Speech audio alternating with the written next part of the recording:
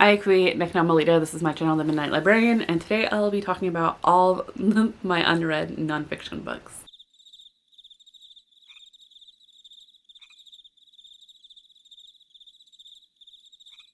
Okay, so nonfiction. I know that a lot of folks don't like nonfiction. I used to be one of them, mostly because when I was taught fiction from nonfiction in elementary school, it was said fiction was fun, nonfiction was not fun. And ultimately, I had internalized that as to mean that nonfiction was dry, it was monotone text that I wouldn't love. And then it wasn't until about college that I started really enjoying nonfiction, mostly because there's a bunch of micro histories in particular that I just absolutely love. Nowadays, I still really enjoy little micro histories. I have a huge list of nonfiction books in my Goodreads that I just want to learn more. But I also have a bunch of stuff in regards to like not just like micro histories, but also just history in general. I have a lot of stuff with having to do with Native Americans or Indigenous folks, whether it's memoirs or alternate texts that aren't popular in textbooks. As well as just little things that I would just like to learn. So I just wanted to call myself out and share with you all the nonfiction books that I still have on my physical TBR that I need to get to. Let's go ahead and get into them. I don't necessarily plan on going into all the synopsis of every single one of them, mostly because the great thing about nonfiction is that their titles and subtitles tend to say it all. If there is something that needs a bit more context, I feel, then I'll go ahead and let you know. But otherwise, let's get into it. The first two that I have, one that I bought and one that my partner bought for me, and that is Murder Maps and Murder Maps USA. Crime Scenes Revisited. And both Crime Scenes Revisited by Teens and Hudson. So this one's Phrenology to Fingerprint and Bloodstains to Ballistics. So yeah, and they have sprayed edges. The Wise Hours, a journey into the wild and secret world of owls. A Secret World of Owls by Miriam Darlington. Botanical Curses and Poisons, The Shadow Lives of Plants by Fez Inkbright. This one's been on so many TBRs and I'm embarrassed to show it again. Where in Light, Darkness Lies, the story of Lighthouse. Women in Science, 50 Fearless Pioneers Who Changed the World, written and illustrated by Rachel Ingotovsky. This one I got a while ago, and I'm pretty sure I just got it because of the word, but I mean, the cover itself is really interesting. But that is Cunt, A Declaration of Independence by Inga Muschio. An ancient title of respect for women. The word cunt long ago veered off its noble path. In this updated anniversary edition of the original testament of women's empowerment, Inga Muschio traces the road from honor to expletive, giving women the motivation and tools to claim the term as a positive and powerful force in their lives. Or has a blurb by Joan Jett and Margaret Cho. Eating the Landscape, an American Indian Stories of Food Identity and Resilience by Enrique Salmon. The Secret World of Weather, How to Read Signs in Every Cloud, Breeze, Hill, Street, Plant, Animal, and Dewdrop by Tristan Gooley. This has also been on the TBR. Or two, Smoke Gets in Your Eyes and Other Lessons from the Crematory by Caitlin Dowdy. This one's actually a graphic novel, and that is Redbone, the true story of a Native American rock band by Christian Stabler, Sonia Poloni, and the Balt Balahi. I think this one was sent to me by the publisher, and that is Notable Native People, 50 Indigenous Leaders, Dreamers, and Changemakers from Past and Present by Adrienne Keene. This one I've had also for a while. The Lion in the Living Room, How Cats Tamed Us and Took Over the World by Abigail Tucker. Beyond Rosie the Riveter, Women of World War II in American Popular Graphic Art by Donna B. Knopf. Candy, A Century of Panic and Pleasure by Samara Kawash. Rooted, Life at the Crossroads of Science, Nature, and Spirit by Leanda Lynn Hott. This one I'm not sure if this is actually going to be something I read or if it's just going to be like a reference book, which I have a couple of in terms of like, it's just those ones that you don't necessarily read. But I might at some point, just because I'm still very much interested, and that is Sea Monsters on Medieval and Renaissance Maps by Chet Von Duzer. Trolls, An Unnatural History by John Lindo. Iwagara, The Kinship of Plants and People by Enrique Salomon, American Indian Ethnobotany Traditions and Science. Blonde Indian by Ernest Hayes, an Alaskan Native memoir. Spineless, The Science of Jellyfish and the Art of Growing a Backbone by Julie Berwold. Carrie, a memoir of survival on stolen land by Tony Jensen. Lost Girls, An Unsolved American History by Robert Kolker. So this is a haunting and humanizing account of the true life search for a serial killer still at large in Long Island, in a compelling tale of unsolved murder and internet prostitution. We Are the Middle of Forever, Indigenous Voices from Turtle Island on the Changing Earth, edited by Dar Jamal and Stan Rushworth. Black Indians, A Hidden Heritage by William Loren Katz. The first path to freedom taken by runaway slaves led to Native American villages where black men and women found acceptance, friendship among our country's original inhabitants, and though they are rarely mentioned in textbooks and movies, the children of Native and African American marriages helped to shape the early days of the fur trade, added a new dimension to frontier diplomacy, and made a daring contribution to the fight for American liberty. The Tao of the Raven, an Alaskan Native memoir, also by Ernestine Hayes. Got Milked, What You Don't Know About Dairy and the Truth About Calcium by Alyssa Hamilton. Reproductive Justice, The Politics of Healthcare for Native American Women by Barbara Gurr. I think I got that one right after Roe v. Wade was overturned. Status Anxiety by Elaine de Button. Do you worry about how well you're doing? Are you envious of your friend's success? Are you suffering from status anxiety? We all worry about what others think of us. We all long to succeed and fear failure.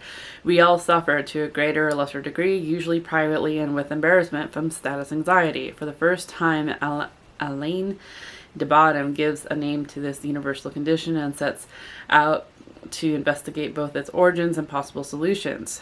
He looks at history, philosophy, economics, art, and politics, and reveals the many ingenious ways that great minds have overcome their worries. The result is a book that is not only entertaining and thought-provoking, but genuinely wise, helpful as well. I remember getting this because I really like the cover. Black Women's History of the United States with revised Afterward by Dana Ramey Berry and Callie Nicole Gross. Northern Light, Power, Land, and the Memory of Water by Kazim Ali. This is a memoir in nature. Places do not belong to us, we belong to them. The child of South Asian immigrants, Kazim Ali was born in London, lived in the cities and small towns of Manitoba, and made a life in the United States as a man passing through disparate homes. He has never felt he belonged in a place. One day, this celebrated poet and essayist finds himself thinking of his childhood near the boreal forests and lush waterways of Genpeg, a community thrown up around the building of a hydroelectric dam on the Nelson River. When Ali goes searching, however, he finds not news of Genpeg, but of the local Pimicama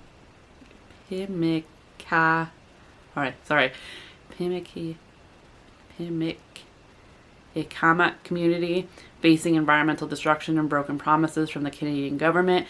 They have evicted Manitoba's electric utility from the dam on Cross Lake, in a place where water is an integral part of the social and cultural life. The people demand accountability for the harm caused by the utility. Troubled, Ali returns north looking to understand his place in this story. Over the course of a week, he participates in community life, listens to elders, and explores the history and politics around the dam with Chief Kathy Merrick. The dam was built on land that was never ceded. He learns in Genpeg Genpeg now exists mostly in his memory. In building relationships with his former neighbors, Ali explores questions of land and power, and in remembering a lost connection to this place, he finally finds a home he might belong to. We Are the Land, A History of Native California by Damon B. Atkins and William J. Bauer Jr. Rewriting the history of California as Indigenous. Before there was such a thing as California, there were the people and the land. Manifest Destiny, the Gold Rush, and Settler Colonial Society drew maps, displaced Indigenous people, and reshaped the land, but they did not make California. Rather, the lives and legacies of the people native to the land shaped the creation of California. We Are the Land is the first text of its kind, centering the long history of California around the lives and legacies of the Indigenous people who shaped it. Beginning with the ethnogenesis of California Indians, the narrative recounts the centrality of the native presence from before European colonizations through statehood, paying particularly close attention to the persistence and activism of California Indians in the late 20th century and early 21st centuries. The book definitely contextualizes the first encounters with European and Spanish missions, Mexican secularization, and devastation of the gold rush and statehood, genocide effects to reclaim land, and the organization and activism for sovereignty that built today's casino economy. All the living and the dead, from embalmers to executioners, an exploration of people who have made death their life's work by Haley Campbell. Need to adjust some of these, they're gonna fall. Salmon Wars, the dark underbelly of our favorite fish by Douglas Franz and Catherine Collins. Abalone, the remarkable history and uncertain future of California's iconic shellfish by Anne Velices. It's Lonely at the Center of the Earth, an autobiographic novel by Zoe Thorogood. Broken in the Best Way Possible by Jenny Lawson. An Afro-Indigenous History of the United States by Cal T. Mays. The Hummingbird's Gift, Wonder, Beauty, and Renewal on Wings by Simon Gomery. Salmon and Acorns Feed Our People, Colonialism, Nature, and Social Action by Carrie Marie Norgard. Little Red Riding Hood, Uncloaked, Sex, Morality, and the Evolution of a Fairy Tale by Catherine Ornstein. The Great Vanishing Act, Blood Quantum and the Future of Native Nations, edited by Kathleen Rattiri and Norbert Hill. Nature Anatomy, The Curious Parts and Pieces of the Natural World by Julia Rothman, author and illustrator of Farm Anatomy, with help from John Nikras. Spying on Whales, The Past, Present, and Future of Earth's Most Awesome Creatures by Nick Pinson. Brainstorm, Detective Stories from the World of Neurology by Susan O'Sullivan. A leading neurologist shares some of her most astonishing, challenging cases, which demonstrate how crucial the study of epilepsy has been to our understanding of the brain. Brainstorm follows the stories of people whose medical diagnoses are so strange even doctors struggle to solve them. A man who sees cartoon characters running across the room. A woman whose world suddenly seems completely distorted, like she's Alice in Wonderland. Another who transforms into a rag doll whenever she thinks about moving.